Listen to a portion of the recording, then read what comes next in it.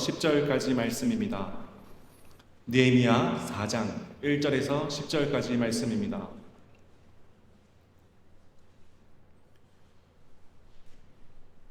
제가 읽고 마지막 절 다 같이 합독하도록 하겠습니다. 산발랏이 우리가 성을 건축한다 함을 듣고 크게 분노하여 유다 사람들을 비웃으며 자기 형제들과 사마리아 군대 앞에서 일러 말하되 이 미약한 유다 사람들이 하나님 하는 일이 무엇인가? 스스로 견고하게 하려는가? 제사를 드리려는가? 하루의 일을 마치려는가? 불탄 돌을 흙 무더기에서 다시 일으키려는가 하고 암몬 사람 도비아는 곁에 있다가 이르되 그들이 건축하는 돌 성벽은 여호가 올라가도 곧 무너지리라 하더라.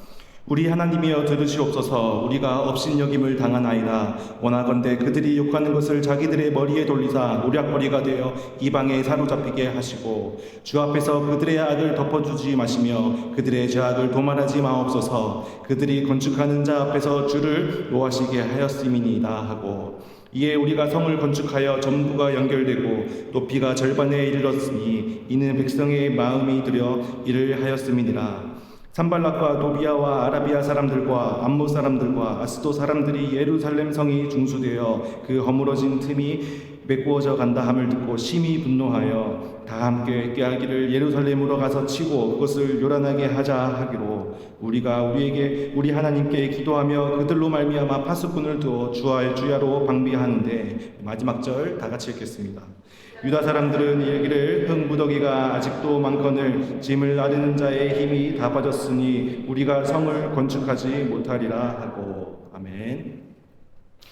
오늘 이 시간 우리가 성을 건축하지 못하리라 하고 우리가 성을 건축하지 못하리라 하고 라는 제목으로 말씀을 정하도록 하겠습니다. 오늘 우리가 읽은 말씀은 느헤미야서입니다. 느헤미야는 하나님께 예루살렘의 성벽을 재건하도록 부르심을 받은 인물입니다.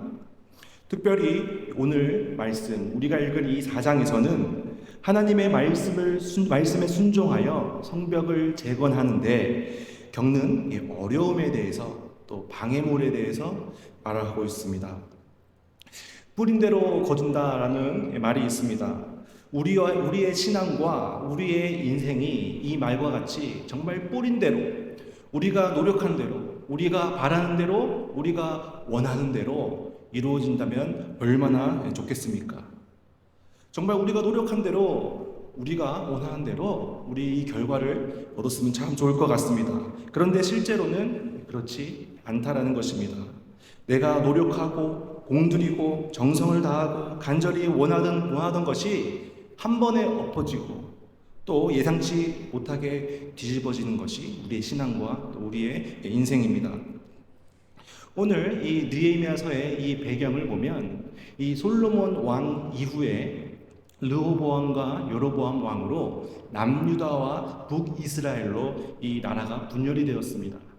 먼저 이 아수르라는 나라를 통하여 북이스라엘이 먼저 또 멸망하였고 또 586년 바벨론이라는 나라를 통하여 남유다도 멸망을 하였습니다. 이 남유다가 멸망을 하고 140여 년이 흐른 시점이 바로 오늘 이 느헤미야서의 배경입니다.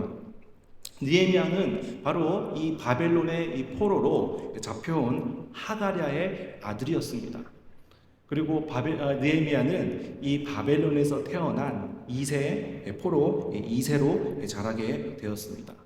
그리고 이 바벨론 제국 또한 멸망을 당하고 그 다음에 페르시아라는 나라가 세워졌습니다.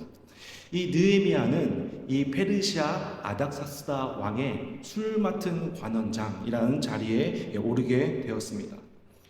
이 술 맡은 관원장이라는 이 자리는 단순히 왕의 술을 따르는 그런 직분이 아니라 굉장히 높은 직분입니다. 오늘날로 말하면 거의 장관급의 권력을 가진 자리였습니다. 이때 당시에는 이 술에 음식에 이 독을 타서 왕을 독살하는 경우가 많았기 때문에 술 맡은 관원장 또 이 빵 맡은 관원장은 정말 왕들이 절대적으로 신뢰하는 사람을 앉혔습니다. 느헤미야가 이 술 맡은 관원장은 굉장히 높은 직분 자리였습니다. 어떻게 이 포로 출신이었던 이 느헤미야가 이렇게 높은 자리에 올라갈 수 있을까요? 느헤미야는 오늘 본문은 아니지만 1장 11절에서 이렇게 하반절에서 이렇게 고백합니다. 오늘 종이 형통하여 이 사람들 앞에서 은혜를 입게 하옵소서 하였더니 그때에 내가 왕의 술 관원이 되었느니라. 느헤미야의 고백입니다. 내가 한 것이 아니라, 내 능력으로 한 것이 아니라, 혹은 운이 좋아서 이렇게 된 것이 아니라 내가 하나님께 구하였더니 하나님이 세워주셨습니다 라고 느헤미야는 이렇게 고백하는 것입니다.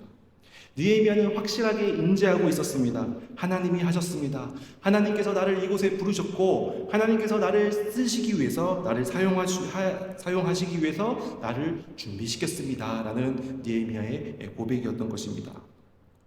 오늘도 우리도 하나님께서, 실수가 없으신 하나님께서, 신실하신 하나님께서 나를 예배하시고 나를 부르시고 나를 보내시고 심으시고 세우셨습니다. 이 고백이 우리 가운데 있기를 원합니다. 하나님께서 나를 이 교회에, 하나님께서 나를 이 가정에, 하나님께서 나를 이 직장에 세우셨다라는 것입니다. 실수가 없으신 하나님이란 뜻은 바로 나에게 하나님의 목적이 있다, 하나님의 계획이 있다, 나는 하나님의 쓸모가 있다라는 뜻입니다. 내가 어떠한 상황과 어떠한 환경 가운데 있든지 하나님께서 나에게 목적을 위해서 부르셨고 그것을 듣고 그것에 반응한 것이 합당한 성도의 삶일 줄을 믿습니다. 남유다가 멸망을 하고 141년이 지난 지금 이 예루살렘에 하난이라고 하는 느헤미야의 친구 몇 명과 함께 느헤미야를 찾아왔습니다. 그리고 느헤미야에게 도움을 청합니다. 예루살렘 백성 중에 남은 자들은 환란을 겪고 있고 예루살렘의 성은 허물어지고 예루살렘의 성문이 불타 없어져서 너무나도 어려운 시간을 겪고 있다고 느헤미야에게 부탁을 하는 장면이 있습니다. 이 소식을 들은 이 느헤미야의 반응은 이렇습니다. 느헤미야 1장 4절을 다 같이 한번 읽어보겠습니다. 내가 이 말을 듣고 앉아서 울고 수일 동안 슬퍼하며 하늘의 하나님 앞에 금식하며 기도하여. 이 예루살렘의 소식을 듣고 이 첫 번째 느헤미야의 반응은 슬퍼 울었다라고 기록하고 있습니다. 느헤미야가 가본 적도 없던 조국, 140여 년이나 흘렀고 느헤미야는 예루살렘에서 태어난 게 아니라, 이스라엘에서 태어난 게 아니라 바로 이 페르시아에서 태어난 사람이었습니다. 어찌 보면 이 느헤미야와 전혀 상관없는 이 예루살렘의 소식을 듣고 그 느헤미야의 반응은 슬피 울었다라는 것입니다. 어떻게 이렇게 느헤미야가 슬피 울 수 있을까요? 느헤미야 입장에서는 그 친족을 방문했을 때 단순히 그들에게 환대해주고 좋은 음식과 좋은 잠자리를 보내고 그냥 듣고 보낼 수 있었습니다. 그런데 느헤미야는 그 소식을 듣고 슬피 울었다라는 것입니다. 그 이유는 바로 그 하나님께서, 그 하나님의 예루살렘 이스라엘 백성들을 향한 그 마음을 느헤미야는 읽었기 때문입니다. 하나님께서 이 혼란을 겪고 있는, 환난을 겪고 있는, 그리고 포로로 끌려온 이 이스라엘 백성들을 향한 그 하나님의 마음을 느헤미야는 알았다라는 것입니다. 우리도 이 하나님의 마음을 아는 자가 되기를 원합니다. 오늘날 우리 가운데 정말 살아 역사하시는 그 하나님의 마음을 알기를 원합니다. 우리가 살고 있는 이 대한민국 땅 너무나도 악한 사상과 문화와 정말 죄악들로 가득 찬 나라임을 우리가 바라봅니다. 근데 그 나라를 바라보면서 느끼시는 그 하나님의 슬픈 마음, 그 궁밀한 마음을 우리가 알기를 원합니다. 정말 이 한반도 분단된 한국 땅, 그리고 정말 이 교회가 서지 못하는 그 북한 땅을 향하여 품으시는 그 하나님의 궁밀한 마음을 우리가 알기를 원합니다. 우리가 기도하고 있는 20개 중점 선교 대상 국가, 선교사님들이 핍박을 당하고 복음이 아직 심겨지지 못한 그 수많은 나라들이 있습니다. 그 나라들을 향해서 품으시는 그 하나님의 안타까움을 우리가 알기를 원합니다. 또 우리가 기도하고 있는 열레고 협력교회, 그 지역 가운데 교회가 무너지고 문을 닫고 또 젊은 일꾼들이 없는 그런 상황 가운데 그것을 바라보시고 슬퍼하시고 안타까워하시는 그 하나님의 마음을 우리가 알고 같이 기도하며 나아가기를 원합니다. 그래서 우리도 슬퍼해야 됩니다. 우리도 하나님의 마음에 느헤미야처럼 반응해야 한다라는 것입니다. 이것이 끝이 아닙니다. 두 번째로 느헤미야는 유다 백성을 위해서 금식하고 기도하였습니다. 아무리 그 높은 직위에 있는 높은 곳에 있는 느헤미야라고 할지라도 그 한 사람의 힘으로 그 성벽 100여 년이 넘는 시간 동안 중축되지 못했던 그 성벽을 혼자의 힘으로 짓는 것은 불가능한 일이었습니다. 하지만 느헤미야는 불가능한 일, 어려운 일임에도 불구하고 금식하며 기도하는 모습을 볼 수 있습니다. 불가능한 상황에 부딪혔을 때, 도저히 해결할 수 없는 일을 만났을 때 느헤미야가 가장 먼저 한 것은 바로 하나님께 나아가고 하나님께 기도하는 것이었습니다. 살다 보면 우리 그리스도인들에게 또 우리들에게 많은 문제들이 찾아옵니다. 또 어떠한 문제들은 우리 힘으로 절대 해결할 수 없는 그런 일들이 찾아옵니다. 그렇다면 우리가 그때 해야 할 것은 무엇일까요? 가장 먼저 하나님께 나아가고 가장 먼저 하나님께 기도하는 것일 줄을 믿습니다. 이 성경적인 기도는 내 힘으로 하다가 이것도 해보고 저것도 해보고 그러다 안 됐을 때 하나님께 기도하는 것이 아닙니다. 바로 가장 먼저 하나님께 나아와서 기도하는 것입니다. 하나님의 마음에 반응했을 때, 그리고 느헤미야가 기도하며 하나님께 나아갔을 때 하나님께서는 놀라운 기적과 같은 일을 열어주십니다. 느헤미야의 2장에 보니까 느헤미야가 먼저 말하지도 않았는데 왕이 먼저 느헤미야에게 질문을 합니다. 묻습니다. 너가 병이 없는데, 내가 병이 없는데 얼굴에 수심이 가득한 거는 분명히 너가 근심이 많아서일 것이다. 너의 근심이 무엇이냐? 먼저 이 아닥사스다 왕이 물어보는 모습을 볼 수 있습니다. 그때 이 느헤미야가 대답을 합니다. 나의 백성이 큰 환난을 당하고 능욕을 받고 있습니다. 예루살렘 성은 허물어지고 성문은 불탔습니다. 이것 때문에 제가 근심하고 있습니다. 라고 왕에게 말하는 장면이 있습니다. 왕이 먼저 느헤미야의 얼굴을 보고 그 느헤미야 마음을 묻는 것은 어찌 보면 기적과 같은 일에 가깝습니다. 하지만 하나님께서는 이 일을 열어주셨고 느헤미야가 이 일을 감당하도록 해주셨습니다. 하나님의 역사가 시작되려면 이렇게 기적과 같은 일이 일어나게 됩니다. 인간의 이성으로는, 우리의 계획으로는, 우리의 생각으로는 절대 있을 수 없는 그런 일들이 하나님께서 함께 하시면 일어난다라는 것입니다. 그때 이 아닥사스다 왕이 느헤미야의 말을 듣고 그 성을 건축하게 해주셨습니다. 명령으로 총독들에게 명령해서 이 느헤미야를 도와주게 하고, 그뿐만 아니라 그 성벽을 건축할 수 있도록 다시 건축할 수 있도록 제목도 주고, 또 느헤미야를 지킬 수 있도록 군사도 내어 주셨습니다. 이게 놀라우신 하나님의 역사라는 것입니다. 우리가 기도했을 때 정말 기대할 수 없었던 그 놀라운 일을 하나님께서는 이루신다라는 것입니다.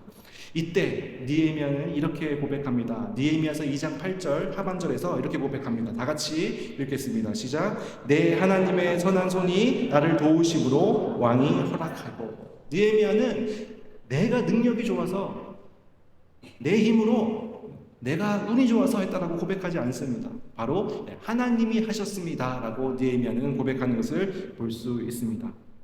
하나님이 내 삶에 개입하는 것, 그리고 그것을 알고 그것을 인정하는 것은 너무나도 중요합니다. 참된 신앙은 이런 하나님의 계획, 하나님의 기적을 경험하는 신앙이 되어야 할 줄로 믿습니다. 기적이 이 신앙의 전부, 목적은 아니지만 이 참된 믿음은 삶 속에 하나님의 기적을 가져옵니다. 그래서 여러분들의 삶 가운데 하나님의 계획과 하나님의 개입과 하나님의 기적이 가득하시기를, 그런 간증이 가득하시기를 축복합니다. 여기서 이 느헤미야의 이야기가 끝났으면 얼마나 좋겠습니까? 이 아닥사스다 왕, 하나님께서 도와주셔서 정말 성전이 잘 건축되었습니다 라고 이 느헤미야서가 끝났으면 너무나도 좋았을 텐데, 바로 어려움, 환난이 또 시작되게 됩니다. 분명히 하나님의 마음을 알고 하나님의 말씀에 순종해서 기도하고 응답받고 나아갔는데 어려움이 있다는 것입니다. 왜 이런 어려움이 일어나는 것일까요? 바로 하나님의 역사와 하나님의 계획에 대적하는 존재들이 있기 때문입니다. 바로 사단과 마귀입니다. 이 사단과 마귀의 대적의 역사는 지금 현재 우리 삶 가운데서도 계속되고 있습니다. 아닥사스다 왕 20년에 정말 느헤미야가 예루살렘 성전 성벽 건축을 진행하게 됩니다. 하나님께서 이 아닥사스다 왕의 마음과 느헤미야와 함께 해주셔서 이 성전 건축이 순조롭게 처음에는 진행됩니다. 그런데 이 아람 사람과 아라비아 사람들 그리고 이 주변 사람들이 이것을 시기하고 질투하고 방해하게 됩니다. 그래서 오늘 본문 2절은 이렇게 이야기하고 있습니다. 제가 읽겠습니다.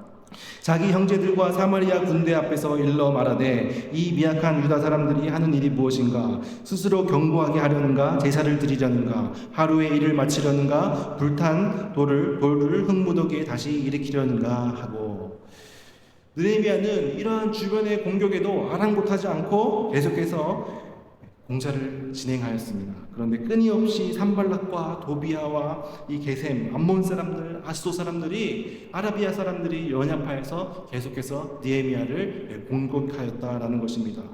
이들이 이 느헤미야를 공격한 몇 개의 작전들이 있습니다. 첫 번째 작전은 이 느헤미야 암살 작전입니다. 이들이 이 느헤미야를 오노 평지, 예루살렘으로부터 이 40km 정도 떨어진 오노 평지에 둘렀습니다. 그 목적은 무엇일까요? 바로 느헤미야를 암살하기 위함입니다.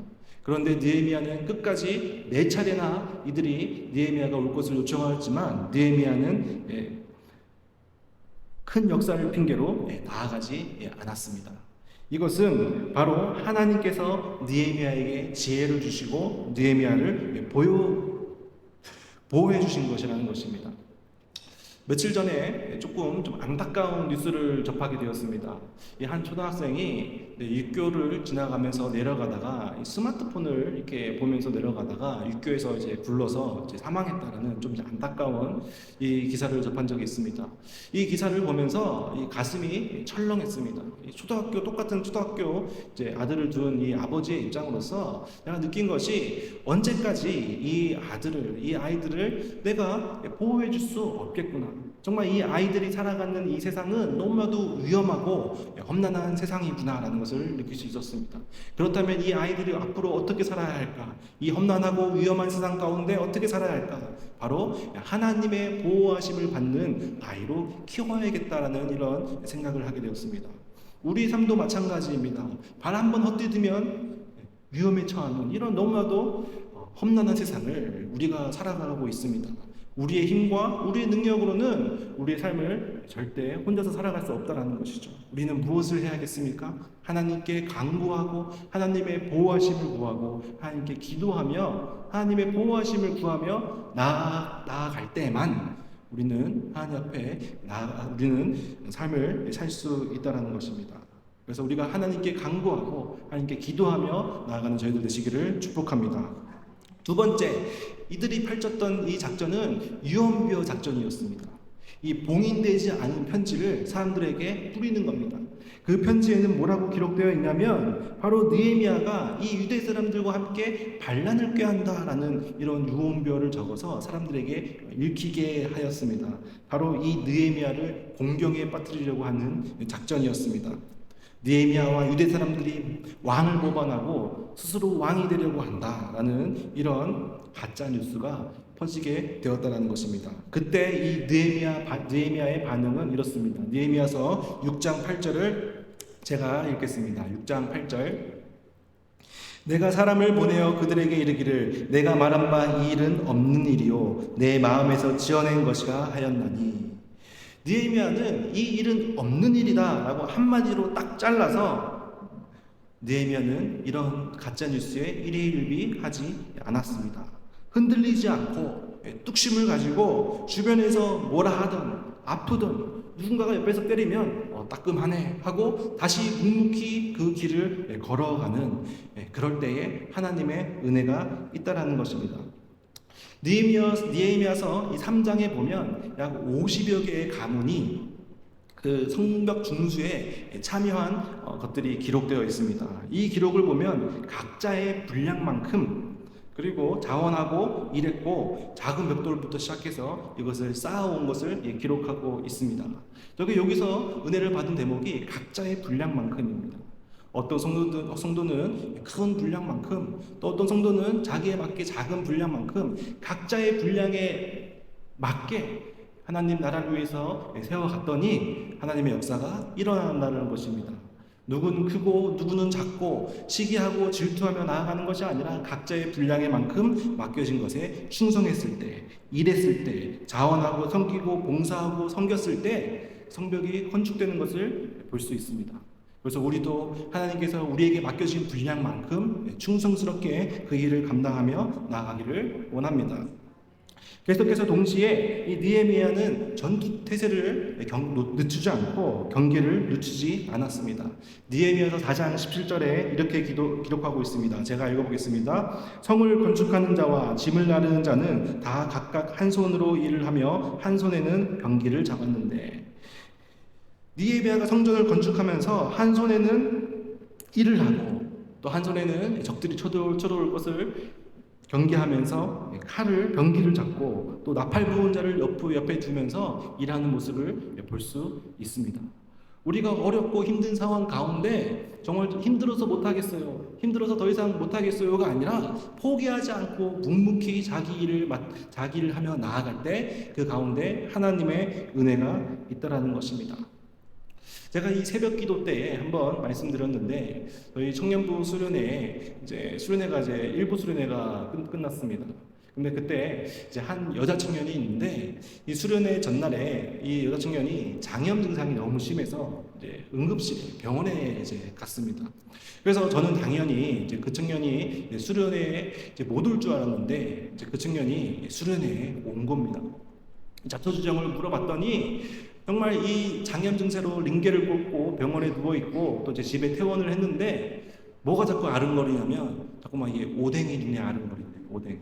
그 청년이 맡은 사역이 뭐였냐면, 이제 수련회가 끝나면 이제 밤늦게 끝나니까 청년들이 배고프잖아요. 그래서 이제 야식을 준비하는데 그걸 맡았는데 침대에 누워 있으니까 자꾸 그게 아른거리더라는 거예요. 그래서 이제 수련회에 가야겠다. 이제 부모님께 말하니까 이 부모님은 절대 안 된다고, 너 가면 큰일 난다고. 그럼에도 불구하고 자리를 일어나서 수련회에 왔다라는 겁니다.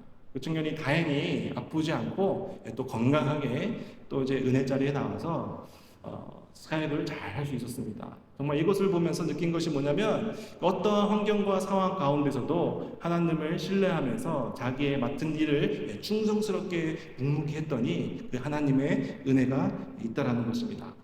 갈라디아서 6장 9절은 이렇게 이야기하고 있습니다. 우리가 선을 행하되 낙심하지 말지니 포기하지 아니하면 때가 이름에 거두리라. 우리가 선을 행하되 낙심하지 않고 포기하지 않고 우리가 묵묵히 나아간다면 그때에 가서 때가 이르러 거두리라 라고 이렇게 성경은 기록하고 있습니다. 우리가 포기하지 않고 묵묵히 충성스럽게 우리의 맡은 바를 잘 나아가는 여러분 되시기를 축복합니다. 자, 세 번째 작전입니다. 세 번째 작전이 뭐냐면 공포와 두려움의 작전입니다. 이 산발락과 도비아가 이 거짓 선지자에게 뇌물을 주어서 거짓 예언을 하게 했습니다. 이 예언의 내용이 무엇이냐면, 이제 밤에 느헤미야를 누군가가 공격하여 올 건데 느헤미야는 어떻게 해야 하냐? 하나님의 전으로 가서 외서 안에 머물고 그 문을 닫아서 그들이 반드시 밤에 죽이기로 올 것을 대비해야 한다라는 이런 거짓 예언이었습니다. 하나님의 전에 들어가서 외소 안에 머물고 문을 닫아라. 이 외소는 바로 지성소입니다. 지성소는 1년에 단 한 번 대제사장만이 유일하게 들어갈 수 있는 하나님의 임재를 상징하는 곳이었습니다. 그런데 그곳에 들어간다, 그 뜻은 하나님을 버리라라는 말의 뜻과 같다라는 것이죠. 바로 이들이 느헤미야와 하나님과의 관계를 끊어놓기 위한 이러한 계략이었습니다. 그런데 어떠한 상황에도 이 생명의 위협 가운데서도 느헤미야는 하나님을 배반하지 않았습니다. 느헤미야는 항상 하나님 앞에 정직한 모습으로 나아갔습니다. 그리고 느헤미야는 하나님 앞에서뿐만 아니라 사람들에게도 정직한 모습으로, 거룩한 모습으로 나아가고 있는 것을 볼 수 있습니다. 느헤미야서 5장에 보면 어떤 내용이 나오냐면 이 귀족들이 이때 당시 재정적으로 물질적으로 너무나도 힘든 삶을 살아가고 있던 이스라엘 백성들에게 이 귀족들이 높은 이자를 취하는 이러한 어처구니없는 일이 일어났습니다. 그때 이 느헤미야는 대회를 열고 재판을 열고 그들을 치고 꾸짖는 모습을 볼 수 있습니다. 느헤미야는 하나님 앞에 사람들 앞에 정직하게 살았습니다. 그리고 느헤미야는 12년 동안 총독의 녹을 먹지 아니하였다라고 고백하고 있습니다. 그 백성들의 경제적으로 어려운 상황을 또 이러한 고통을 분담하고자 정말 정직하게 12년 동안 그 총독의 녹을 먹지 않고 받지 않고 그런 모습으로 모범적인 모습으로 백성들 앞에 섰다라는 것입니다. 느헤미야는 하나님 앞에 사람들 앞에 정직함과 거룩함으로 나아갔습니다. 우리도 이 어려움 가운데 위기 가운데 거룩함과 정직함으로 나아가는 여러분들 되시기를 축복합니다. 이렇게 느헤미야가 이런 어려움 가운데 하나님께 기도하며 나아갔을 때에 바로 142년 동안 이루지 못했던 이 성벽 건축을 불과 52일 만에 하게 되었습니다. 누가 하셨습니까? 하나님이 하셨다는 것입니다. 그래서 느헤미야는 세 차례나 성경에서 이렇게 고백을 합니다. 느헤미야서 2장 18절 느헤미야서 2장 18절에서 이렇게 고백합니다. 하나님의 선한 손이 도우셨다. 그리고 느헤미야서 2장 20절에 이렇게 고백합니다. 하나님께서 형통하게 하셨다. 그리고 느헤미야서 6장 16절에 이렇게 고백합니다. 하나님께서 이 역사를 이루신 것. 이렇게 느헤미야는 이 일을 자기의 공로와 자기의 어떤 것을 내세우지 않고 바로 하나님을 내세우는 것을 볼 수 있습니다. 하나님의 기적은 우리의 헌신 위에 더해지는 것입니다. 믿음의 헌신 없이는 하나님의 기적이 없다라는 것입니다. 느헤미야처럼 하나님과 백성을 사랑하며 사명을 감당하고자 하는 믿음의 헌신이 있다면, 그리고 하나님을 향한 신뢰함이 있다면 하나님께서는 어떠한 일도 이루실 줄을 믿습니다. 하나님과의 관계를 지속적으로 유지하고 또 하나님께 힘을 얻는 비결은 바로 은혜를 공급받는 비결은 바로 기도였습니다. 모든 기계 장치들이 그 동력을 얻어야 움직이지 않습니까? 자동차는 전기나 휘발유가 있어야 움직일 수 있습니다. 수력발전소는 물을, 화력발전소는 석탄을, 그리고 원자력발전소는 우라늄을 공급받아야지 움직일 수 있는 것이죠. 우리도 마찬가지입니다. 우리도 하나님의 은혜를 기도하며 얻었을 때 우리도 움직이고 우리도 일할 수 있는 존재임을 믿습니다. 그래서 오늘 이 시간 여러분들 정말 어려운 상황과 어려운 환경, 내 힘으로 해결할 수 없는 일을 만났을 때 기도하며 신실하신 실수가 없으신 하나님을 기억하며 하나님께 나아와 부르짖는 여러분들 되시기를 축복합니다. 기도하겠습니다.